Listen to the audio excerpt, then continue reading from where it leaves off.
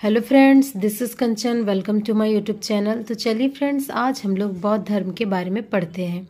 तो बौद्ध धर्म के प्रवर्तक गौतम बुद्ध थे। बौद्ध धर्म के प्रवर्तक गौतम बुद्ध थे। उनका बचपन का नाम सिद्धार्थ था।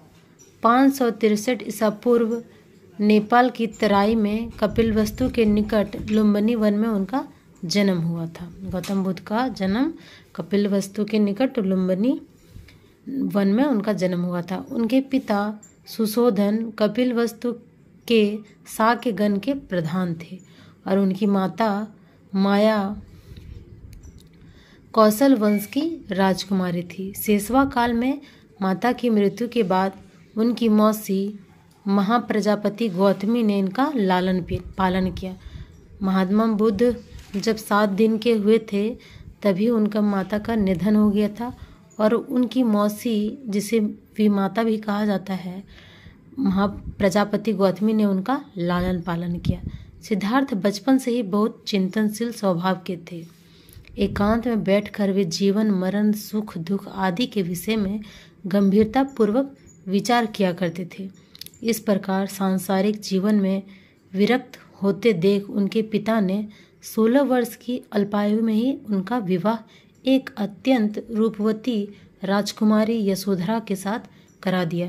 इनसे राहुल नाम का एक पुत्र हुआ। गौतम बुद्ध की पत्नी का नाम यशोधरा है, जो कि काफ़ी सुंदर थी, और उनका एक पुत्र हुआ था जिनका नाम राहुल है। परंतु सिद्धार्थ सांसारिक सुख में वास्तविक संतोष नहीं पा सके, लेकिन उनका जो मन है वो सांसारिक चीज़ों में नहीं लगा, क्योंकि वो बचपन से ही चिंतनशील थे और एकांत में बैठकर जीवन के बारे में, जीवन के विषय में वो सोचा करते थे। मानव जीवन के 4 दृश्यों ने सिद्धार्थ के चिंतन को बहुत प्रभावित किया। उन्होंने वृद्ध, व्याधिग्रस्त, मनुष्य, मृतक तथा सन्यासी को देखा। उनका हृदय मानवता को दुख में फंसा देखकर अत्यंत खिन्न हो उठा। जब वे बाहर निकले तब उन्होंने एक वृद्ध व्यक्ति को देखा, एक बीमार व्यक्ति को देखा, एक मृत व्यक्ति को देखा, एक सन्यास व्यक्ति को देखा। उनसे उनका हृदय में मानवता का यह दुख देखकर बहुत ज़्यादा उन्हें आघात पहुंचा। गंभीर सांसारिक समस्याओं ने उनके जीवन का मार्ग बदल दिया। इन समस्याओं के समाधान के लिए 29 वर्ष की आयु में उन्होंने पत्नी और पुत्र राहुल को सोते छोड़कर गृहत्याग कर दिया।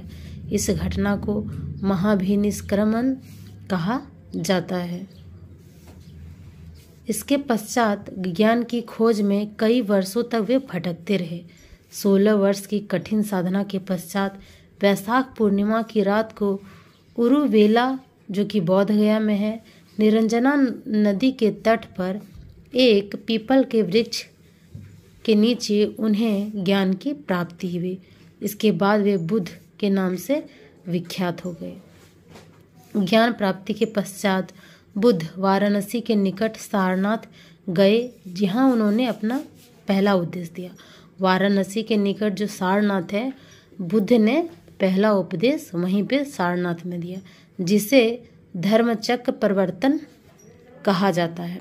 80 वर्ष की आयु में कुशीनगर में उनके शरीर त्याग की घटना को महापरिनिर्वाण कहा गया है और 80 वर्ष की अवस्था में उन्होंने अपना शरीर को त्याग कर दिया।